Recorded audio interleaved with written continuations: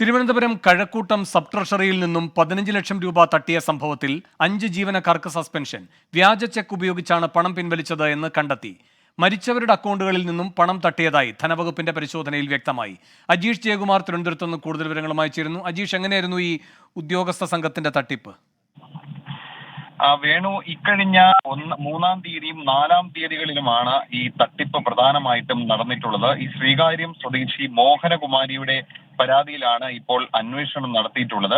ഇവരുടെ അക്കൗണ്ടുകളിൽ നിന്ന് മൂന്നാം തീയതി 2 ലക്ഷം രൂപയും 4-ാം തീയതി 50,000 രൂപയുമാണ് ഇവർ പിൻവലിച്ചത്.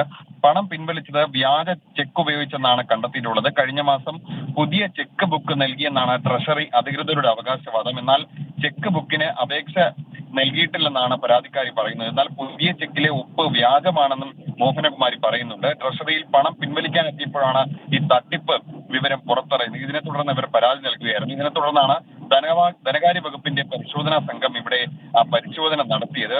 ഈ പരിശോധനയിലാണ് ഇവർ മരിച്ചവരിൽ നിന്നടക്കം അവരുടെ അക്കൗണ്ടുകളിൽ നിന്നടക്കം 15 ലക്ഷം രൂപയുടെ തട്ടിപ്പ് പല സമയങ്ങളിലായി നടത്തിയതായി കണ്ടെത്തിയത്. ഇതിനെ തുടർന്നാണ് 5 പേരെ സസ്പെൻഡ് ചെയ്തത്. ജൂനിയർ സൂപ്രണ്ടുമാരായ സാലി, സുജ, അക്കൗണ്ടന്റുമാരായ ഷാജഹാൻ, വിജയരാജ്, ഗിരീഷ് എന്നിവരെയാണ് അന്വേഷണ വിധേയമായി സസ്പെൻഡ് ചെയ്തിട്ടുള്ളത്. സർക്കാരിന്റെ ഭാഗത്തു നിന്നും അന്വേഷണം നടക്കുന്നുണ്ട്. ഒപ്പം പോലീസും കേസെടുത്ത് അന്വേഷിക്കുന്നുണ്ട്. ശരി, അജീഷ് ജയകുമാറാണ് തിരുവനന്തപുരത്ത് നിന്ന് വിവരങ്ങൾ നൽകിയത്.